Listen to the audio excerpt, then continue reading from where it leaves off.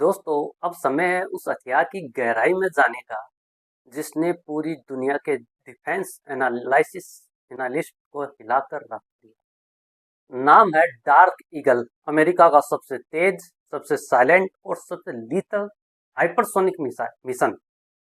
Dark eagle असल में है क्या डार्क ईगल एक long range hypersonic weapon LRHW। ये सिस्टम दो चीजों से मिलकर बना है। पहला है AHCW ग्लाइड बॉडी, जो मैक 70 तक पहुंच सकता है।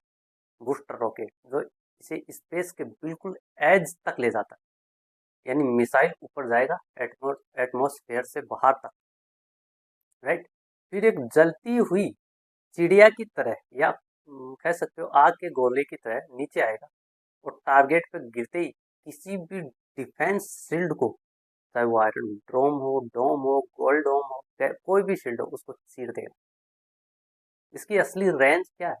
ऑफिशियल यूएस आर्मी कहती है मोर देन 75 किलोमीटर, लेकिन डिफेंस लीक्स बताते हैं ये रेंज 4000 किलोमीटर तक जा सकती है। क्योंकि कोई भी आर्मी या डिफेंस वाले ये नहीं बताएंगे कि उनकी मिसाइल की रेंज, असली रेंज क्या है। वो केवल आसपास का आंकड़ा बताते हैं। इसका मतलब ये हुआ, अमेरिका इसको यूरोप या इंडो पैसिफिक में लगाकर दुनिया के किसी भी सुपर पावर के अंदर तक वार कर सकता है, मतलब पूरी दुनिया को कवर कर सकता है। हाइपरसोनिक दुनिया का राक्षस डार्क ईगल की एस्टिमेट स्पीड मैक 70, जो बराबर है 21,000 किलोमीटर पर आवर, यानी दिल्ली से मुंबई तक। क्या मिसाइल ट्रेवलिंग नहीं करती, बस अपेयर हो जाती है। टारगेटिंग सिस्टम कितना एडवांस है इसका? डार्क ईगल की सबसे खतरनाक चीज इसका वेरिएबल ग्लाइड पथ। ये सीधा नहीं जाता, जिगजैग ट्रेजेक्टरी में, मतलब कभी इधर जाए, कभी इधर जाए, कभी इधर जाए, कभी इधर जाए, तो इसको डिटेक्ट करना भी बहुत मुश्किल है।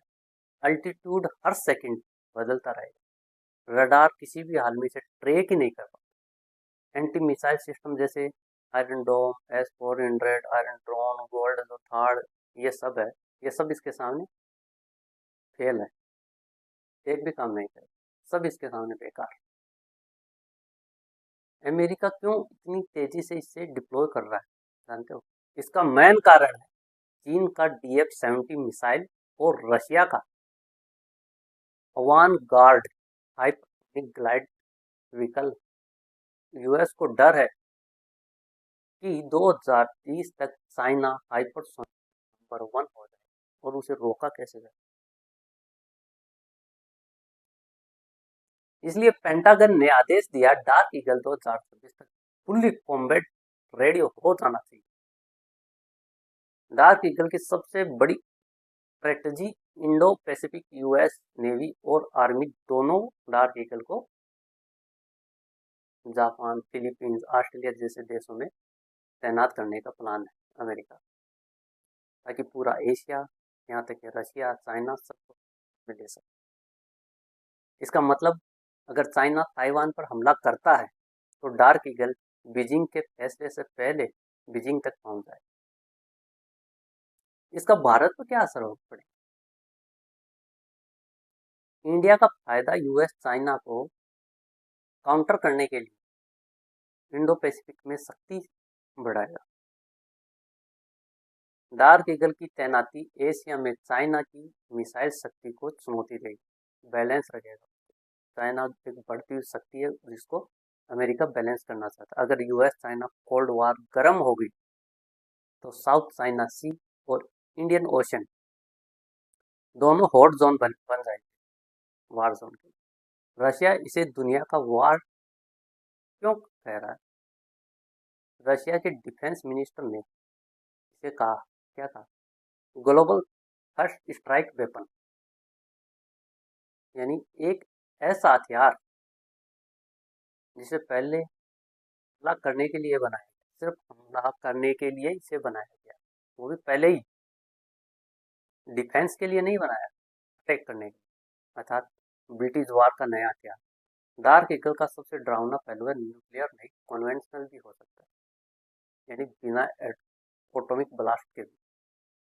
ये किसी भी एयरबेस से कैरियर स्ट्राइक ग्रुप या बंकर को कुछ ही सेकंड में मिटा सकता है। डीप डाइव का पावर पंच एंडिंग।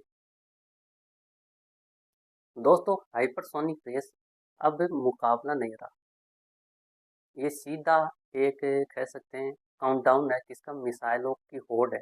तो एक दूसरे जैसे चाइना, रशिया, यूएस, इन सब की होड़ है कि मिसाइल में वो आगे से आगे बढ़ते जाए। जो ठहर गया तो पीछे रह जाएगा, जो भाग गया वही। इसका सबसे तेज दौड़ता घोड़ा है कौन सा, क्या, डार्क ईगल। तो दोस्तों, डार्क ईगल के बारे में इतना ही। धन्यवाद।